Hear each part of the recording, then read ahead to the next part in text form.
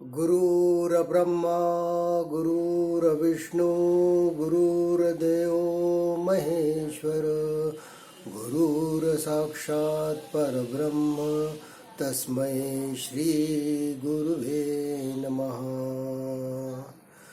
शुकासारिके पूर्णवैराग्य जाचे वसिष्ठा परिज्ञान योगेश्वराचे कवी वाल्मिका सारिका मान्य ऐसा नमस्कार माझा सद्गुरु रामदासा. जय जय रघुवीर समर्थ. नेहमीप्रमाणे निरूपण सुरू करण्यापूर्वी मला सगळ्या श्रोत्यांना विनंती करायची आहे की ज्यांनी माझ्या व्हिडिओला निरूपणाला सबस्क्राईब नसेल केलं त्यांनी कृपया ते सबस्क्राईब करावं, म्हणजे त्यांना जे जे आपले निरूपणं यापुढे येतील ते त्यांना मिळतील. आणखी त्यांनी ते शेअर पण करावे, म्हणजे सगळ्या लोकांना त्याचा लाभ मिळू शकेल. तर आपण आत्मा नावाचा आज आपण समास चौथा बघतो आहे आणि त्याचं नाव आहे साधन निरूपण. आपण मागे 3 समास बघितले आणि शेवटल्या 3ऱ्या समासात समर्थ सांगतात आहे की सांगेल पुढे साधन वर्म जेणे भिन्नत्वाचा भ्रम तुटवली. म्हणजे आजच्या समासामध्ये 4थ्या समासामध्ये ते आपल्याला साधन निरूपण म्हणजे साधनांचे प्रकार, साधना कशी करायची हे सांगतात आहे, जेणे भिन्नत्वाचा भ्रम तुटवली जाय. म्हणजे शिष्याला जो भिन्नत्वाचा भ्रम पडला आहे, अज्ञानामुळे जो भिन्नत्व पाहतो आहे, तो भेदाने सगळे सृष्टीत बघतो आहे, तो अज्ञानाचा भ्रम हा निघून जाईल, तुटून जाईल, नष्ट होईल तो. तर असे साधनाचं निरूपण समर्थ या 4थ्या समासात करतात आहे, म्हणून याचं नाव साधन निरूपण ठेवलं आहे त्यांनी. आणि या समासामध्ये मुख्य म्हणजे साधनांची ओळख करून दिली आहे समर्थांनी. आणि समर्थांचे मुख्य साधन जे त्यांनी इतर दासबोधामध्ये आणि इतर वाङ्मयाचे सांगितलं आहे त्यांनी श्रवण म्हटलेलं आहे. आपण बघू श्रवण या साधनाचा उपयोग कसा होतो, आणखी त्याचा उपनिषद साधनाशी कशी त्यांनी जोड घातली आहे किंवा कसा समावेश केला आहे हे आपल्याला दिसून येईल. आपण बघू ते. त्याचप्रमाणे याच्यामध्ये ज्ञानोत्तर भक्तीनंतर ज्ञान प्राप्त झाल्यानंतर जी भक्ती करतात संत लोक, तर ती ज्ञानोत्तर भक्ती म्हटल्या जाते. आणि असे पोचलेले संत किंवा साक्षात्कारी संत ही भक्ती निरंतर चालूच ठेवतात, साधन आपलं चालूच ठेवतात. पण मग शिष्याला असा प्रश्न पडतो की बा हे जर ज्ञानोत्तर भक्ती करतात आहे, मूर्तीपूजा करतात आहे, सगुणोपासना करतात आहे, तर म्हणजे त्याला भक्ती मिळाली की नाही, मोक्ष मिळाला की नाही, त्याचंसुद्धा उत्तर समर्थांनी या समासात दिलं आहे. आणखी मागच्या 3ऱ्या समासामध्ये जे निस्संगातीत होण्याचा उपदेश समर्थांनी केला होता, त्याचंच पुढे चालून निस्संगातीत होणं हे कसं आत्मनिवेदनाचीच भक्ती त्यांनी प्राप्त होते, किंवा आत्मनिवेदन भक्तीतून तुम्हाला निस्संगातीत होता येतं. दोन्ही सारखेच, म्हणजे आलटून पालटून जरी बघितले, निस्संगातीत होणे किंवा आत्मनिवेदन भक्तीतून निस्संगातीत होणे किंवा निस्संगातीत होऊन आत्मनिवेदन भक्ती कशी घडते आणि त्यामुळे तो साधक हा कसा मोक्षस्थितीला प्राप्त होतो, याचंसुद्धा यांनी एक उत्कृष्टपणे मेळ घातलेला आहे. तर म्हणजे निस्संगातीत होणं आणि आत्मनिवेदन भक्ती हे एकसारखीच आहे असं म्हणायला काही हरकत नाही. तर अशा पद्धतीचा ह्या साधन निरूपण आहे. आपण आता ते ओवीनुसार त्याचं पाहू. आणखी त्याचा नाशिवंतांचा जो उपदेश केला होता, तो नाशिवंत दे म्हणून, तर त्याच्याबद्दलही शिष्याला काही शंका असतात की बा आता मी नाशिवंत दिलं, मग आता मला मोक्ष कधी मिळेल, ह्याचा उतराबळपणा शिष्य दाखवतो. पण त्याचं समर्थांनी त्याला समर्पक उत्तर दिलेलं आहे की असा उतराबळा करणं गरजेचं नाही आहे. ते उत्तरसुद्धा पाहू आपण आता इथे. तर ह्याच्यामध्ये पण थोडं आत्मनिवेदनाबद्दल बघू आपण, कारण की आत्मनिवेदन हा निस्संगातीताशी कसा जोडला आहे हा 3ऱ्या समासातून 4थ्या समास जाण्यापूर्वी निस्संगातीत होण्याचा उद्देश दिला होता. तर 4थ्या समासात जेव्हा साधन निरूपण सांगतात तर त्यात आत्मनिवेदन भक्ती हे एक साधन होतंच, म्हणजे एक साधन आहेच आत्मनिवेदन भक्ती सगुणासाठी. तर निस्संगातीत अवस्थेतून आत्मनिवेदना भक्तीकडे कशी घडते याची काही जे समर्थांनी ओव्या टाकल्या आहेत त्या फार सुंदर आहे. आणखी त्याचं आपल्याला जर थोडंसं अंतरंग जर पाहिलं तर ती अवस्था कशी साधते आपल्याला आत्मनिवेदन भक्तीतून, कारण की आत्मनिवेदन भक्तीचं जर तुम्ही साधन म्हटलं आहे सगुणोपासनेचं, तर आत्मनिवेदन भक्ती ही सर्वात श्रेष्ठ भक्ती समजली जाते आणि त्यातूनच तुम्ही निसंगातीत होता या संबंधीचा थोडा उहापोह करणं मला आवश्यक वाटतो. तर आत्मनिवेदन भक्ती कशी आहे? ऐक निवेदनाचे लक्षण देवासी वहावे आपण, करावे तत्वनिरूपण म्हणजे कळे. म्हणजे आत्मनिवेदन तुम्हाला करायचं म्हणजे काय? तुम्हाला काया वाचा मनाने ज्या अनित्य गोष्टी आहेत त्या सगळ्या तुम्हाला देवाला अर्पण करायच्या, ते टाकून द्यायच्या, त्या बाजूला सारायच्या आहे, त्याचा त्याग करायचा आहे. म्हणजे तुम्हाला जे उरलेलं जे आत्मस्वरूप असतं ते त्याचा तुम्हाला साक्षात्कार होतो किंवा त्याची तुम्हाला प्रचिती येते की हे आत्मतत्व कसं सर्व सृष्टीमध्ये भरगच्च भरून आहे. तर म्हणून आत्मनिवेदनाच्या लक्षणात देवासी वहावे आपण म्हटलं आहे. देवासी वहावे म्हणजे देवाला समर्पण करायचं, त्याचा त्याग करायचा. आणखी दुसऱ्या ओव्या बघा. आत्मनिवेदनाचे लक्षण आधी पाहावे मी कोण. आधी पाहावे मी कोण म्हणजे स्वतःचं स्वस्वरूप बघा तुम्ही. ते आत्मतत्व जसं सर्व विश्वामध्ये ब्रह्मांडामध्ये व्यापून आहे किंवा चराचरामध्ये त्याचा अंश आपल्याला पाहायला मिळतो, तेच आत्मतत्व आपल्या देहामध्ये सुद्धा आहे. आणि म्हणून म्हणतात त्याला आधी पाहावे मी कोण. म्हणजे मी कोण आहे बुवा. आपलं हे भौतिक नाव व्यावहारिक नाव सांगून तुमचा मीपणा तिथे स्पष्ट होत नाही. तर आत्मस्वरूप जे आपलं आहे, आत्मस्वरूपातला जो खरा मीपणा आहे म्हणा किंवा जे आत्मस्वरूप आहे किंवा स्वस्वरूप आहे, आधी पाहावे मी कोण म्हणजे त्याची तुम्ही अनुभूती घ्या, त्याची तुम्ही प्रचिती घ्या. ती जेव्हा प्रचिती घ्याल तुम्ही, ती आत्मनिवेदनच तुम्हाला घ्यावे लागते. आत्मनिवेदनाचे हे लक्षण आहे. आत्मनिवेदनाचे लक्षण आधी पाहावे मी कोण म्हणजे जर तुम्ही आत्मनिवेदन केलं, तुम्ही सगळं अनित्य गोष्टीचा त्याग केला, तर तुम्हाला निश्चितपणे स्वस्वरूपाचा साक्षात्कार होतो. आणि स्वस्वरूपाचा साक्षात्कार करून त्या ब्रह्माला जाणणं हे सगळ्यात प्रथम पायरी आहे म्हणा ही. कारण किंवा त्याच्यानंतरच तुम्हाला तत्चं किंवा ते स्वरूप तत्चं असतं ते तुम्हाला ओळखून विवेकाने समजून घ्यावं लागतं. तर म्हणजे पहिले स्वस्वरूप बघा आणि नंतर तुम्ही तत्चं स्वरूप बघा. म्हणजे त्वम पहिले बघा आणि नंतर तत्चं स्वरूप ओळखा असं म्हणतात आहे. तत् आणखी त्वम हे एकच आहे. कारण की तत्त्वमसी हा जो महावाक्य जे सांगताय तत्त्वमसी ते ब्रह्म तूच आहे. तर पहिले या साधनेच्या निरूपणामध्ये पहिले त्वमचं स्वरूप बघा म्हणजे स्वस्वरूपाचं स्वरूप बघा असं समर्थांना सांगायचं आहे. आणि त्वमचं स्वरूप किंवा आपलं स्वस्वरूप हेच तत्चं स्वरूप आहे. म्हणजे तो तत् आणखी त्वम हे एकच आहेत. म्हणून म्हणतात आहे मग परमात्मा निर्गुण तो ओळखावा. म्हणजे जर तुम्ही स्वस्वरूपाचं जाणून करून घेतली तर तुम्हाला तो परमात्मा ओळखायला काही विशेष असं कठीण जाणार नाही. कारण की त्वम आणखी तत् हे दोन्ही एकच आहे, ते वेगवेगळे नाहीत.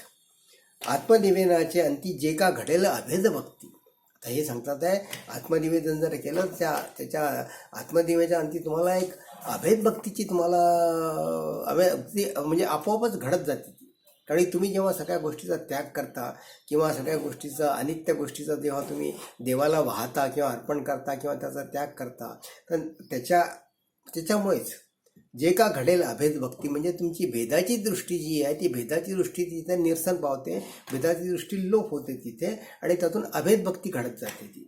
ते नाव साहित्य मुक्ती सत्य जाणावी. म्हणजे या अभेद भक्तीनंच तुम्हाला साहित्य मुक्तीचा किंवा मोक्षाचा लाभ होतो तुम्हाला. म्हणजे आत्मनिवेदन हे तुम्हाला निसंगातीत घेऊन जातं किंवा निसंग होतं आत्मनिवेदन भक्तांनी. कारण तुम्ही तुमचं सगळं टाकून दिलं असतं, सगळं टाकून दिलं असतं. म्हणजे तुमचे जे काही स्थूळ सूक्ष्म चंचल आणखी निष्क्रिय या सर्वांचा तुम्ही त्याग केलेला असतो तत्वांचा. आणि या तत्वांचा त्याग केल्यामुळे शेवटी काही शिल्लक राहते, ते तुमचं आत्मस्वरूप असतं ते. आणि म्हणून म्हणतात की आत्मनिवेदनाच्या अंती घडे ते नाव साहित्य मुक्ती. म्हणजे तुम्हाला स्वस्वरूपाची प्राप्ती झाली, प्रचिती झाली की तुम्हाला त्यातून साहित्य मुक्तीची प्राप्ती होते. सत्य जाणावी म्हणजे हे माझं सत्य आहे, तुम्हाला माझ्या उपासनेचं सत्य आहे, ते तुम्ही समजून घ्या.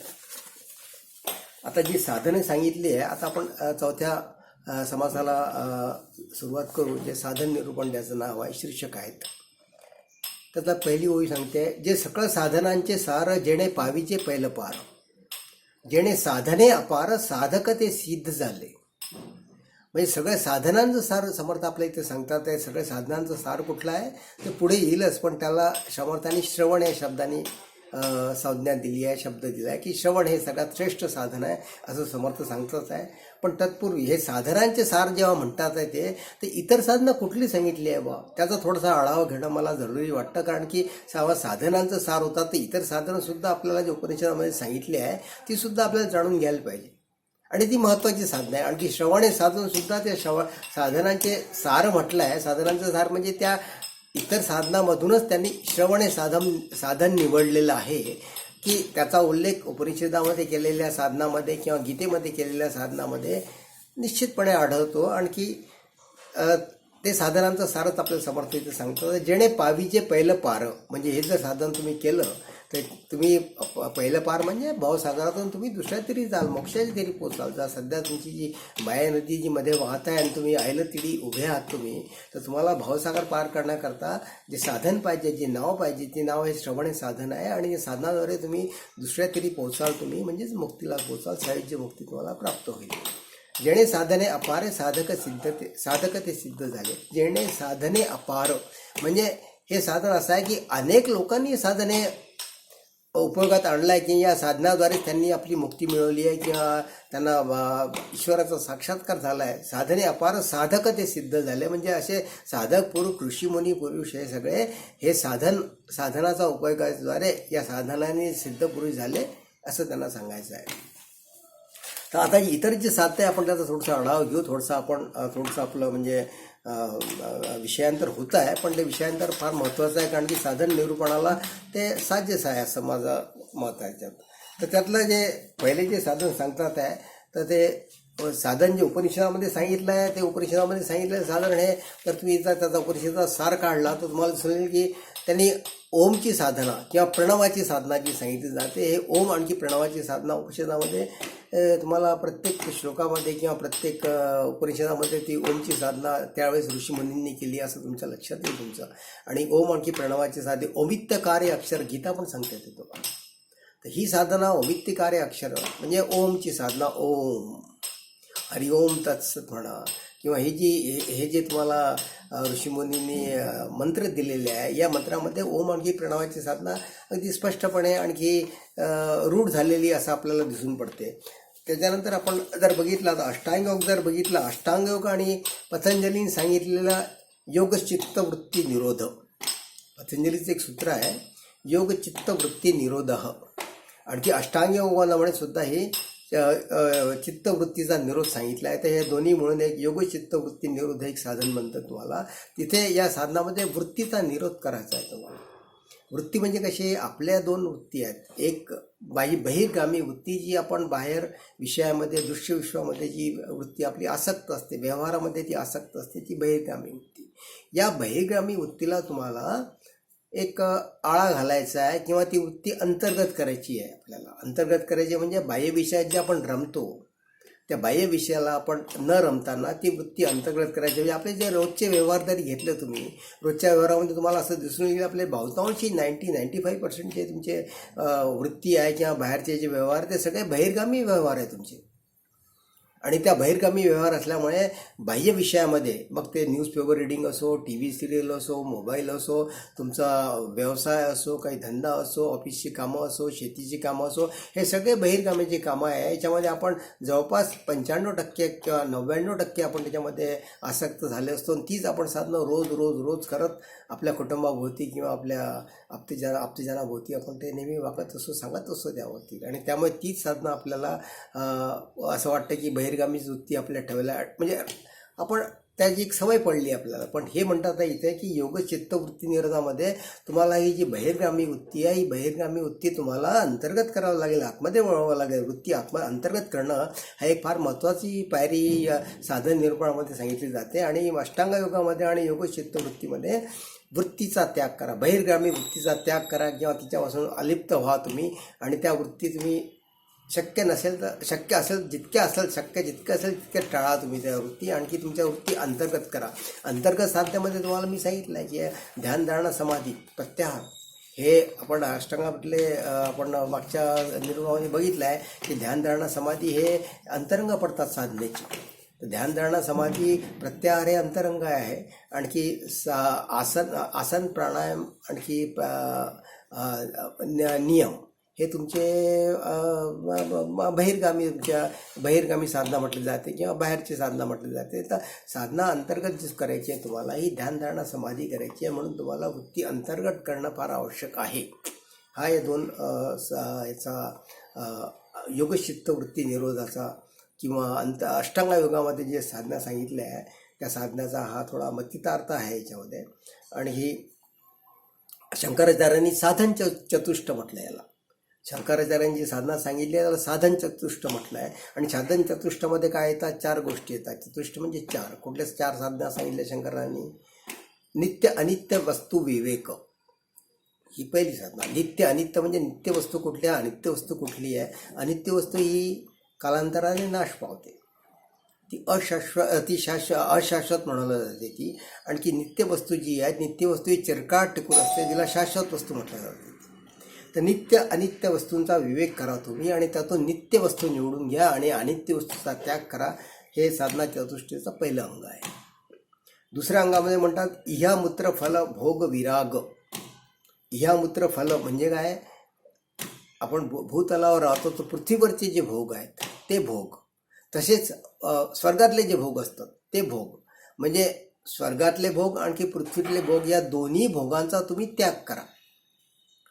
इहामूत्र फल भोग वियोग, त्याचा भोग तुम्ही जास्त घेऊ नका, ते भोग तुम्ही टाका. तिथे कुठले भोग टाका? पृथ्वी तलावरचे भोग टाका, आणखी स्वर्गामधले सुद्धा जे भोग तुम्हाला मिळतात तिथे स्वर्गात गेल्यानंतर किंवा जे सांगितले जातात. आपण स्वर्ग पाहायला नाही म्हणा, पण स्वर्गामधले जे भोग सांगतात तिथे, तर ते भोग, स्वर्गामधले भोग आणखी पृथ्वी तलावरचे भोग यांचा तुम्ही त्याग करा.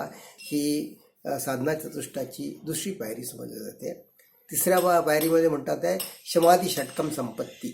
समाधी षटकम म्हणजे इथे शमदमाची साधना परत तीच आली आहे जी पहिले येऊन गेली आहे, पण इथे साधना चतुष्टामध्ये समर्थ आपल्या शंकराचार्यांनी ती समाविष्टी केलेली आहे. शम आणखी दम हे दोन त्यातले मुख्य घटक आहेत. ते शम म्हणजे काय? तुमची मन. शम म्हणजे जे तुमचं सूक्ष्म मन आहे, मन बुद्धी चित्त अहंकार जे आपण त्याला म्हणतो, तर ते क्षमाच्या साधनेमध्ये, क्षमाच्या घटकामध्ये तुम्हाला सूक्ष्म वृत्तींवर, सूक्ष्म इंद्रियांवर किंवा हे जे तुम्हाला मी आता ज्या अंतःकरण पंचक जे सांगितलं आहे, मनबुद्धी चित्त अहंकार, या अहंकारावर तुमचं नियंत्रण पाहिजे. मनबुद्धी चित्त अहंकार या सूक्ष्मेंद्रियांवर तुमचं नियंत्रण करायचं, त्याला म्हणतात क्षमाची साधना. दम म्हणजे बहिर्गामी साधना, जे आपण बाहेर कर्मेंद्रियांनी किंवा ज्ञानेंद्रियांनी जे आपण जे कर्म करतो त्याला बहिर्गामी साधना किंवा दम असं म्हटलं जातं. दम साधन, दम म्हणजे त्याचा बहिर्गामी वृत्तीचं तुम्ही दमन करा, असं समाधी षटकमध्ये सांगितलं जाते. आणखी चौथा आहे तुमचा, चौथी पायरी आहे साधना चतुष्टाची मुमुक्षत्व. मुमुक्षत्वाचा अर्थ असा आहे की मुमुक्षत्व म्हणजे तुम्ही जे काही साधना उपासना करता, तुमची साधना उपासना करण्याचा हेतू काय आहे बा? तुमचा हेतू आहे की तुम्हाला मोक्ष प्राप्त करून घ्यायचा आहे किंवा तुम्हाला या भावसागरातून सुटका करून घेऊन जायची आणि सायुज्य मुक्ती तुम्हाला मिळवायची आहे तुम्हाला. तर हे ध्येय तुमच्या मुमुक्षत्वामध्ये सामील आहे. किंवा मुमुक्षत्वामध्ये जेव्हा तुम्ही एक नास्तिक माणूस जेव्हा आस्तिक भावाने परमेश्वराकडे वळतो, तर जे परमेश्वराकडे प्राप्तीची जी दृष्टी आहे त्या परमेश्वर प्राप्तीकरता, त्याच्या कृपेच्या प्राप्तीकरता तो जे काही प्रयत्न करतो, जे काही साधना करतो, या साधनेमध्ये तुमचं मुमुक्षत्व हवं. मुमुक्षत्व हवं म्हणजे तुम्हाला एक अशी ओढ लागायला पाहिजे की जेणेकरून तुम्हाला मोक्षाची प्राप्ती करून घ्यायची आहे, मला देवाची कृपा प्राप्त करून घ्यायची आहे, सद्गुरूची कृपा प्राप्त करून घ्यायची आहे, अशा पद्धतीचा त्याच्यामध्ये एक भाव असायला पाहिजे. आणि त्या दृष्टीने केलेली साधनेकडे जो वळतो त्याला मुमुक्षत्व म्हटलं जातं. अशी साधना चतुष्टय शंकराचार्यांनी सांगितली आहे. साधना चतुष्टय संपन्नो अधिकारी, ज्याने हे साधना चतुष्टय आत्मसात केलं आहे की आपल्या अंगी बांधलेलं आहे, ते अधिकारी पुरुष म्हणतात साधना चतुष्टयातले, आणि त्याला निश्चितपणे सायुज्य मुक्ती प्राप्त होते, असं शंकराचार्यांचं एक अभिवचन आहे त्याच्यामध्ये. ही साधना चतुष्टय याची झाली. आता रामदास स्वामींनी जी साधना सांगितली, श्रवणाची साधना सांगितली आहे, त्याच्या पुढचे उभे येतीलच. पण ही श्रवणाची साधना आली कुठून, याचं जर तुम्ही मूळ शोधलं तुम्ही, की याचं मूळ तुम्हाला बृहदारण्य उपनिषदामध्ये सापडतं. बृहदारण्य उपनिषदामध्ये एक संवाद आहे याज्ञवल्क्य ऋषी आणखी त्याची पत्नी मैत्रेयी, या दोघांचा संवाद आहे. आणि या संवादामध्ये याज्ञवल्क ऋषी आपल्या पत्नीला हे उपदेशाचं सांगतात की उपनिषद सार काय आहे, त्यांचा श्लोक जो महत्त्वाचा सगळ्या ठिकाणी त्याचा उपयोग होतो किंवा त्याला धरूनच लोकांनी आज संतांनी सगळा आपला विकास करून घेतला, आत्मविकास करून घेतला आणि मोक्षस्थानी ते जाऊन पोचले परमपदाला. तर त्याचा आहे आत्मा वारे दृष्टव्य श्रोतव्य मंतव्य निदिध्यासितव्य. हे त्याचा हा एक मुख्य श्लोक आहे, एक मुख्य चरण आहे. आत्मा वारे दृष्टव्य श्रोतव्य मंतव्य निदिध्यासितव्य म्हणजे काय, आत्म्याचं दर्शन तुम्ही कसं घ्या, आत्म्याची प्रचिती कशी घ्या तुम्ही, तर ती श्रवण मनन आणखी निध्यासनाने घ्यावी.